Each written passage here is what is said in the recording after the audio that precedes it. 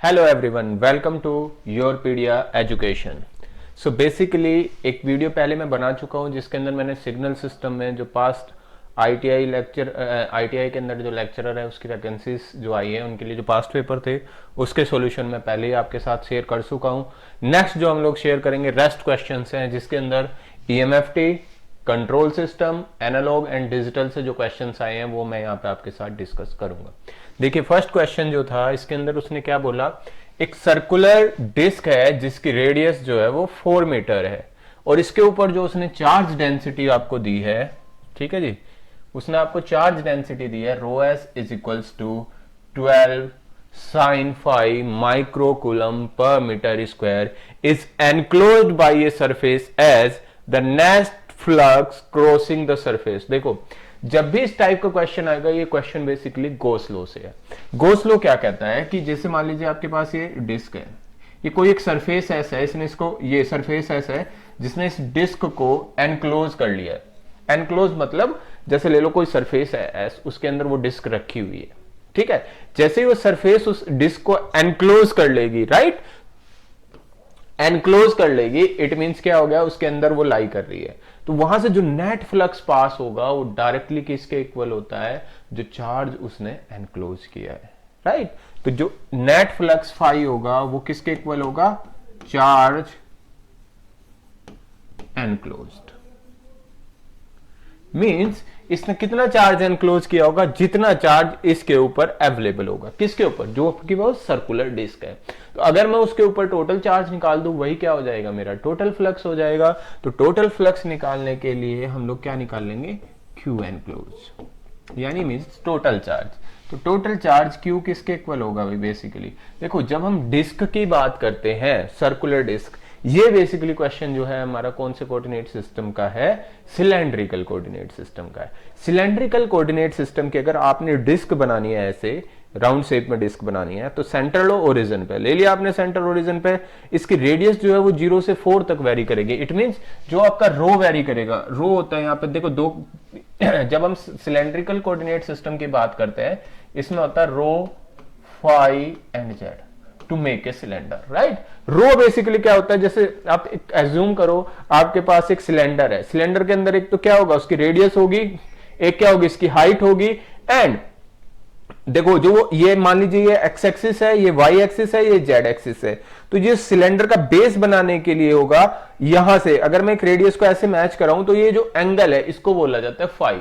तो जो यहां पे वेरिएशन होगा रो आपका वेरी करेगा 0 से लेके अब मतलब जो भी आपकी रेडियस होगी, let us take A. Phi जो वेरी करता पूरा सिलेंडर बनाने के लिए 0 से 2 पाई, एंड जेड आपका क्या होगा, बेसिकली हाइट होगी। तो देखो जब आपने एक सर्कुलर डिस्क बनानी है, डिस्क बनाने के लिए हाइट तो मुझे क्या कर देनी पड़ेगी, 0 करनी पड़ेगी। इट मींस मेरा जो रो वेरी करेगा वो 0 से 4 तक वेरी करेगा, फाई जो वेरी करेगा 0 से 2 पाई तक वेरी करेगा, एंड साथ में क्या हो जाएगा 12 साइन फाई। ध्यान रखना जब भी मैं यहां पे ds लिखूंगा, ds यहां पे 3 होते हैं। जब हम बेस के लिए ds लिखेंगे, बेस के लिए ds लिखेंगे तो बेस में जो वेरिएशन आएगा वो किसका किसका है, रो का और फाई का। तो ds जब बेस में लिखेंगे तो वो हो जाएगा रो डी फाई, साथ में क्या आएगा डी रो, राइट। और डायरेक्शन क्या होगी इसकी, ए जेड कैप। तो बेसिकली डायरेक्शन से तो मतलब नहीं है, तो यहां पे क्या बन जाएगा अपने पास, रो डी फाई डी रो। ध्यान से देखो भाई, इसको क्या लिख सकते हैं 12, हाँ जी, जब साइन का इंटीग्रेशन करोगे साइन फाई का इंटीग्रेशन क्या हो जाएगा, माइनस कोस फाई, और लिमिट रखोगे 0 से 2 पाई, बाकी का करने की जरूरत भी नहीं है वैसे आपको, राइट। डी रो इसको बाद में सोल्व कर देना। देखो कोस 2 फाई, कोस 2 फाई कितना होता है 1, कोस 0 कितना होता है 1, तो ये क्या हो जाएगा 12 1 minus 1 that will be 0, that will make the whole thing 0। तो आंसर क्या आएगा 0, क्योंकि उसने चार्ज एनक्लोज इस डिस्क ने क्या किया होगा, 0 कर लिया होगा। इस वजह से जब उसने चार्ज एनक्लोज अपना 0 कर लिया, इस वजह से जो टोटल फ्लक्स आएगा वो कितना आ जाएगा, जो सरफेस को क्रॉस कर रहा होगा that will be 0 here, right. The next question देखो, इसमें क्या बोला उसने, initial slope of a Bode plot transfer function having double pole at the origin. देखो जो जब भी हम लोग बात करेंगे GSHS, मेरे पास ये सिस्टम का ट्रांसफर फंक्शन है, that is s to the power n s plus a something like that, s plus b। एक एग्जांपल से समझ रहे हैं इस चीज को हम लोग। तो जब भी हम लोग किसकी बात करेंगे, बोडे प्लॉट की बात करेंगे, तो बोडे प्लॉट के अंदर जो स्टार्टिंग स्लोप डिफाइन करता है वो टाइप ऑफ सिस्टम डिफाइन करता है। टाइप ऑफ सिस्टम क्या होता है, ओपन लूप के पोल जो आपके कहां पे लाई करेंगे, ओरिजिन पे लाई करेंगे, राइट। तो यहां पे मान लीजिए n पोल्स ओरिजिन पे लाई कर रहे थे, यानी s to the power of क्या है, यहाँ पे n है, तो ये n पोल कहां पे लाई करेंगे, ओरिजिन पे लाई करेंगे। तो ये क्या डिफाइन करेगा, ये डिफाइन करेगा टाइप ऑफ सिस्टम। एंड यही टाइप ऑफ सिस्टम आपका क्या बताता है, starting slope of the Bode plot. तो स्टार्टिंग स्लोप किसके इक्वल होता है भाई, starting slope in a Bode plot is equals to n times minus 20 dB per decade. It means ये क्या हो जाएगा, माइनस 20 टाइम्स n। n क्या है उसका, type of system, right. Means the poles at the origin, open loop poles at the origin. तो जितने भी open loop pole at the origin होंगे वही हमारा टाइप ऑफ सिस्टम होगा। इसने क्या बोला, the transfer function having double pole at origin. It means n की वैल्यू कितनी हो जाएगी, 2 हो जाएगी। तो कितना आ जाएगा भाई, minus 40 dB per decade, right. तो आंसर क्या आएगा, minus 40 dB per decade. Starting slope कभी भी निकालना हो, स्टार्टिंग स्लोप, तो स्टार्टिंग स्लोप किस पे डिपेंड करता है, टाइप ऑफ सिस्टम पे, means poles at the origin. और किसके इक्वल होगा, माइनस 20 इंटू एन। एन क्या है, टाइप ऑफ सिस्टम, और you can say the pole at the origin, right. So ये क्वेश्चन था आपका बोडे प्लॉट से, कंट्रोल सिस्टम से। अगर मैं नेक्स्ट क्वेश्चन की बात करूं, that is the RH criteria. If all the elements in a row are zero, that is indicate the root lie on the। देखो जब भी हम लोग RH क्राइटेरिया की बात करते हैं, राउथ हर्विट्ज क्राइटेरिया, जैसे मान लीजिए मेरी इवन पावर है, ये s क्यूब है, s क्यूब है, s टू द पावर 2 है, s टू द पावर 1 है। तो मान लीजिए ये रो जीरो हो जाती है, ये वाली रो जीरो हो जाती है, नीचे वाली रो जिसको हम लोग क्या बोलते हैं, ओड पावर की रो जीरो हो जाती है, तो इसको बोलते हैं रो जीरो कंसेप्ट। या फिर s क्यूब वाली रो जीरो हो जाती है आपके पास। तो जब भी ये रो जीरो होंगी तो इससे ऊपर वाली रो से हम लोग क्या बनाते हैं, एक ऑक्सिलरी इक्वेशन बनाते हैं सोल्व करने के लिए। तो जब ऑक्सिलरी इक्वेशन फॉर्म करोगे, मान लो यहाँ पे 2 और 1 like that, this is the auxiliary equation 2 4 like this is the auxiliary equation जो फॉर्म होगी आपके पास। ऑक्सिलरी इक्वेशन क्या बनेगी भाई, यहाँ पे आपके पास 2s² प्लस 4, ये मेरे पास एक ऑक्सिलरी इक्वेशन बनेगी। तो इस ऑक्सिलरी इक्वेशन के जो रूट होंगे वो आपकी जो कैरेक्टरिस्टिक इक्वेशन आएगी। बेसिकली राउथ हर्विट्ज क्राइटेरिया क्या बताता है आपको, जो आपके पास कैरेक्टरिस्टिक इक्वेशन होती है 1 प्लस, ध्यान से समझना इस चीज को, 1 plus GSHS is equals to 0, इसको क्या बोलते हैं हम लोग, CH इक्वेशन, कैरेक्टरिस्टिक इक्वेशन। तो जो मेरी कैरेक्टरिस्टिक इक्वेशन है, बेसिकली इस कैरेक्टरिस्टिक इक्वेशंस के रूट बताता है। ये रूट की एग्जैक्ट लोकेशन नहीं बताएगा, ये केवल ये बताता है कितने रूट आपके लेफ्ट हैंड साइड में लाई करेंगे, कितने रूट आपके राइट हैंड साइड में लाई करेंगे, कितने आपके रूट्स j ओमेगा एक्सिस पे लाई करेंगे, राइट। जैसे ये j ओमेगा एक्सिस हो जाएगी, ये लेफ्ट हैंड साइड, ये राइट हैंड साइड, और ये वाली क्या हो जाएगी मेरी j ओमेगा एक्सिस, राइट। तो राउथ हर्विट्ज क्राइटेरिया आपको खाली ये बताता है कितने रूट लेफ्ट साइड में है, कितने रूट राइट साइड में है, कितने j ओमेगा एक्सिस पे लाई कर रहे हैं। अगर मेरा सिस्टम स्टेबल है तो सारे के सारे रूट कहां पे लाई करने चाहिए, लेफ्ट हाफ ओपेस प्लेन में लाई करने चाहिए। अगर मार्जिनली स्टेबल है तो j ओमेगा एक्सिस पे रूट लाई करेंगे। अगर राइट साइड में कोई भी रूट चला गया तो सिस्टम क्या हो जाएगा, अनस्टेबल हो जाएगा। तो यहाँ पे ध्यान से देखो, जो ये मेरी ऑक्सिलरी इक्वेशन, मैंने क्या बताया, यहाँ पे एक रो जीरो कंसेप्ट आता है राउथ हर्विट्ज में। जब आपकी पूरी राउट टेबल आप फॉर्म करोगे, जब आपकी पूरी की पूरी रो जीरो हो जाती है, तो वो पूरी रो जीरो क्या बताती है आपको, कि आपके जो रूट है वो सिमेट्रिकल है अबाउट द ओरिजिन, राइट। पहली चीज। दूसरी चीज, अबाउट द ओरिजिन सिमेट्रिकल है, ध्यान रखनी है ये चीज। मतलब जब भी आपके पास यहां से मान लीजिए थर्ड रो, ये वाली रो जीरो हो जाती है, तो ये ऑक्सिलरी इक्वेशन बनेगी और इसके जो रूट आएंगे वो कहां पे लाई करेंगे, देखो इसको 2s² is equals to 4 minus 4, तो s² इज इक्वल्स टू क्या बन गया, -2।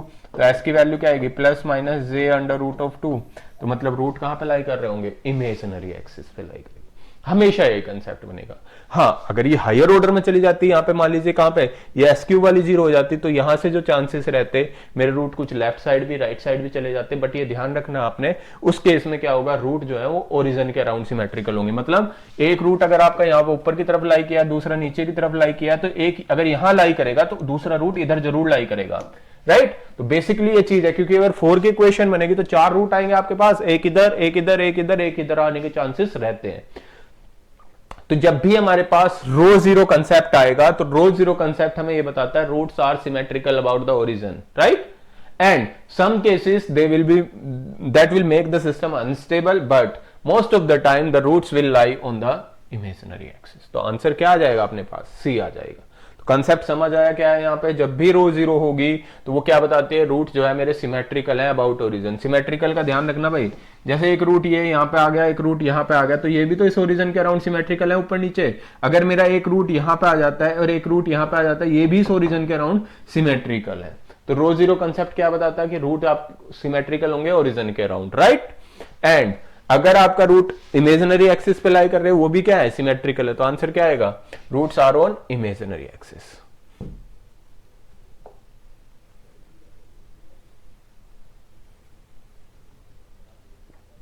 यहां पे क्या पूछा, match the following Boolean function, इसका इनवर्स फंक्शन क्या होगा। देखो पहले क्वेश्चन को देख के चलते हैं हम लोग।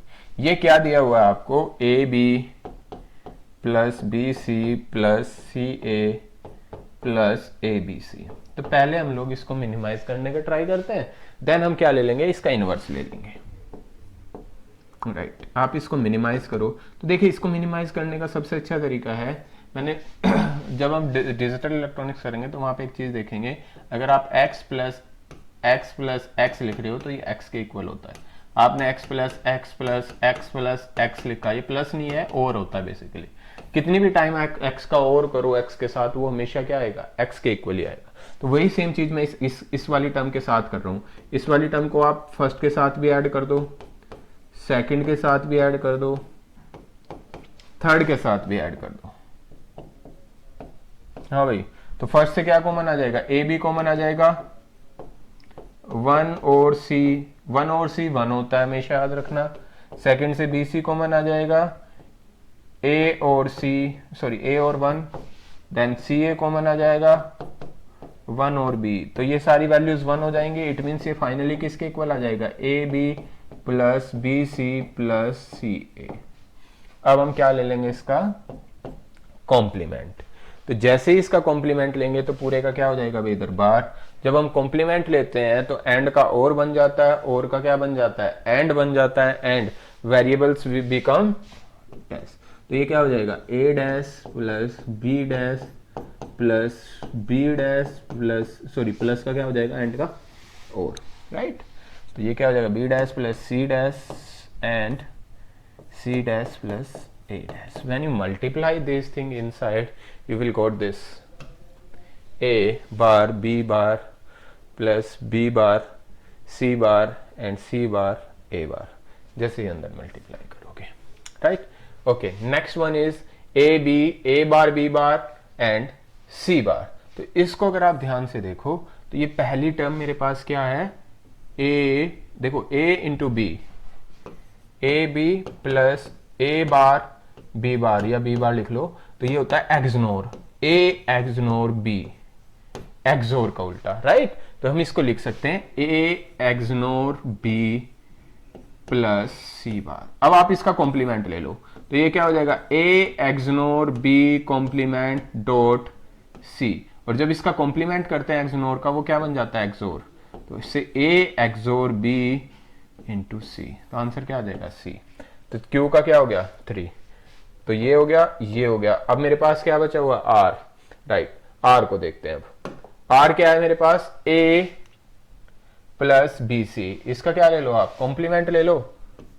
तो ये क्या बन जाएगा भाई, कॉम्प्लीमेंट लेके ए प्लस बी सी, एंड का और कॉम्प्लीमेंट ले लेते हैं, तो ये हो जाएगा ए बार, देन ये और है, इसका एंड बन गया, बी बार प्लस सी बार, क्या आ गया, ए।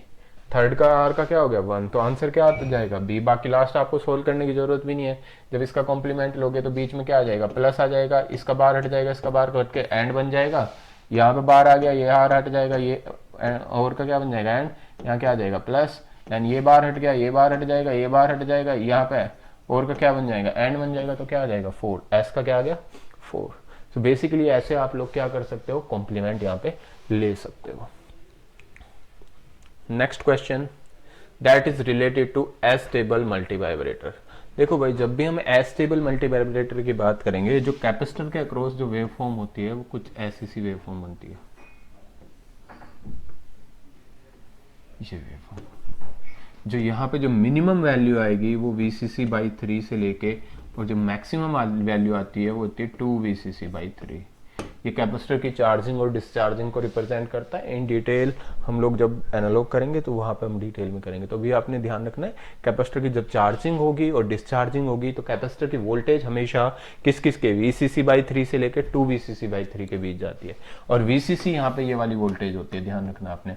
तो VCC कितना गिवन है, 9 वोल्ट गिवन है। तो इट मीन जो कैपेसिटर की वोल्टेज है वो 2 × 9/3, तो मैक्सिमम 6 वोल्ट तक जाएगी, एंड मिनिमम क्या जाएगी VCC/3 3 वोल्ट तक जाएगी।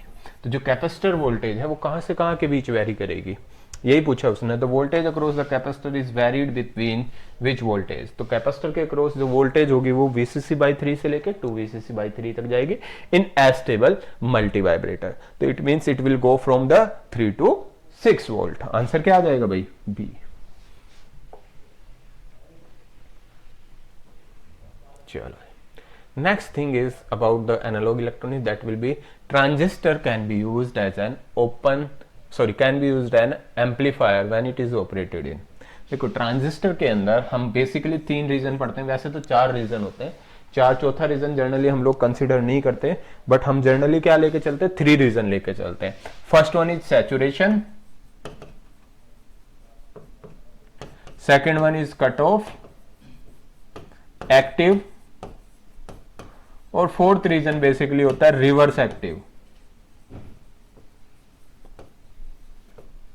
ठीक है भाई, ये 4 रीजन होते हैं, saturation, cut off, active and reverse active region. Transistor इन्हीं 4 रीजन के अंदर ट्रांजिस्टर आपका ऑपरेट होता है। जब मैं बात करूंगा सैचुरेशन रीजन की, सैचुरेशन रीजन को आप जनरली ये मान सकते हो कि transistor as a on, right. Cut off की बात करेंगे, ट्रांजिस्टर एज ए ऑफ। तो जब भी इन 2 रीजन की बात करेंगे, इन 2 रीजन में या तो ट्रांजिस्टर ऑन होगा या ट्रांजिस्टर क्या होगा, ऑफ होगा। तो यहां पे transistor as a switch work कर सकता है। भाई स्विच का काम क्या है बेसिकली, जैसे कि आप घर में स्विच लगाया हुआ आपने, तो स्विच का काम क्या होता है, लाइट को टर्न ऑन करना या फिर क्या करना, टर्न ऑफ करना, राइट। तो टर्न ऑन और टर्न ऑफ का काम कहां कर रहा है ट्रांजिस्टर, जब वो सैचुरेशन रीजन में है या फिर कट ऑफ रीजन में है। तो transistor works as a switch, जब वो कहां पे वर्क करेगा, सैचुरेशन या फिर कट ऑफ रीजन में। एंड जब आपको ट्रांजिस्टर को एज ए एम्पलीफायर यूज करना है तो वो कहां पे वर्क करेगा, इन ए एक्टिव रीजन। तो एक्टिव रीजन में ट्रांजिस्टर क्या बन जाता है भाई, एम्पलीफायर। तो जब भी हम लोग ट्रांजिस्टर को एज ए एम्पलीफायर वर्क कराना है तो सबसे पहले हम लोग बाइसिंग करते हैं, ट्रांजिस्टर की बाइसिंग करके उसको कहां पे ऑपरेट कराने का ट्राई करते हैं हम लोग, एक्टिव रीजन में। तो डीसी बाइसिंग का मेन पर्पज क्या होता है, ट्रांजिस्टर को एक्टिव रीजन में ऑपरेट कराना, ताकि हम उसको एज ए एम्पलीफायर यूज कर सकें। तो ये वजह होती है हम ट्रांजिस्टर को कहां पे यूज करते हैं, एक्टिव रीजन में यूज करते हैं एज एन एम्पलीफायर। सैचुरेशन और कट ऑफ रीजन में हम लोग कैसे यूज करते हैं, एज ए स्विच। तो कभी क्वेश्चन आपसे पूछ लिया जाए transistor as a switch, transistor as a switch कहां पे वर्क करेगा, saturation and cut off region में। दो जैसे ऑप्शन वहां पे क्या था, सी ऑप्शन था। नेक्स्ट, सॉरी डी ऑप्शन था। उसने आपको दिया हुआ है एक एम्पलीफायर है विदाउट फीडबैक। देखिए ये गेन होता है ए, इसको बोलते हैं without feedback, right. The gain with negative feedback with feedback factor, देखो ये बीटा होता है यहां पे, नेगेटिव पॉजिटिव। तो ये एक एम्पलीफायर का सर्किट है विद नेगेटिव फीडबैक। फीडबैक का मतलब क्या है कि आउटपुट से कुछ पोर्शन उठाया और आपने इनपुट में क्या कर दिया, फीड कर दिया। तो ये है मेरे पास फीडबैक एम्पलीफायर। उसने आपको एम्पलीफायर का गेन दिया हुआ है, ये वाला गेन दिया हुआ है without feedback, that will be 1000 and feedback factor आपको बीटा कितना दे दिया, 0.009। तो उसने पूछा है what is the gain with negative feedback, overall gain. तो overall gain with feedback is equals to a upon 1 plus a beta. जब आपका नेगेटिव फीडबैक है तो नीचे क्या आएगा, प्लस आएगा। अगर आपका पॉजिटिव फीडबैक होगा तो नीचे क्या आ जाएगा, माइनस आ जाएगा। तो ये कितना बन जाएगा भाई, 1000 divided by 1 plus 0.009 into 1000 that will B 10। तो 1000 divided by 1 plus 9 that will B 10। 10 से 1 कैंसिल आउट होगा, कितना बच जाएगा, 100। आंसर क्या आ जाएगा, सी। तो जब भी एम्पलीफायर आपको गिवन होगा नेगेटिव फीडबैक में तो उसका गेन कितना होगा, open loop gain divided by open loop gain 1 plus open loop gain into beta feedback factor. तो ये होता है अपना नेगेटिव फीडबैक में। जब आपका पॉजिटिव फीडबैक होगा तो क्या हो जाएगा, a upon 1 minus a beta. तो ये एम्पलीफायर का यहां पे क्या आ जाता है, गेन आ जाता है without feedback, sorry with feedback. This is the last question from the digital electronics, right. The output Y of a logic circuit shown in the given figure is X। यहां से दिया उसने, देखो ध्यान से। तो यहां पे क्या लगाया हुआ है भाई मैंने, नोट गेट। तो यहां क्या हो जाएगा, X बार। यहां पे क्या आया, X आया। देखो जब भी हम लोग किसकी बात कर रहे हैं, एक्सोर गेट की, तो एक्सोर गेट की जो टेबल होती है वो ये होती है भाई, ध्यान देना यहाँ पे A B and Z, 0 0 0 1 1 0 and 1 1। ये है एक्सोर गेट की ट्रूथ टेबल। इसके अंदर क्या होता है भाई, यहाँ पे 0, यहाँ पे क्या होगा 1, यहाँ पे क्या होगा 1 और यहाँ पे क्या होगा 0 होगा आउटपुट। अब देखो एक पे x आया, दूसरे पे क्या आया, x बार, मतलब दोनों इनपुट डिफरेंट है। कौन से केसेस बनेंगे, ये वाला। यहां पे जब a 0 है तो b क्या है, 1 है। जब a 1 है तो b क्या है, 0 है। तो इन दोनों केसेस को देखो, ये दोनों केसेस की बात कर रहा है वो। एक जगह x है, दूसरी जगह क्या है, x बार। भाई x की वैल्यू जब 0 आएगी तो x बार क्या आएगा, 1 आएगा। तो ये वाला केस बन जाएगा। जब x की वैल्यू 1 आएगी तो x बार क्या आ जाएगा, 0 आ जाएगा। तो ये वाला केस बन जाएगा। दोनों केसेस में आउटपुट क्या है आपके पास, 1 है। क्या x पे डिपेंड कर रहा है, नहीं कर रहा है डिपेंड। आउटपुट हमेशा के लिए क्या आ जाएगा, यहाँ पे 1 आएगा। तो ऐसे आप चेक कर सकते हो। आंसर क्या हो जाएगा, A हो जाएगा इसका, राइट। तो ये क्वेश्चन थे जो digital electronics, analog electronics and control system. एक क्वेश्चन EMFT से आया हुआ था, ये मैंने आपके साथ यहाँ पे डिस्कस कर दिए हैं। अगर आपको फर्दर कोई डाउट है तो हमारे से कॉन्टेक्ट कर सकते हैं। एंड अगर आप लेक्चरर की पोस्ट के लिए आप प्रिपरेशन कर रहे, पॉलिटेक्निक के लिए जो लेक्चरर की वैकेंसीज निकले उनके लिए आप प्रिपेयर कर रहे हैं, तो आप उसके लिए हमारा मॉड्यूल भी ज्वाइन कर सकते हैं। Thank you.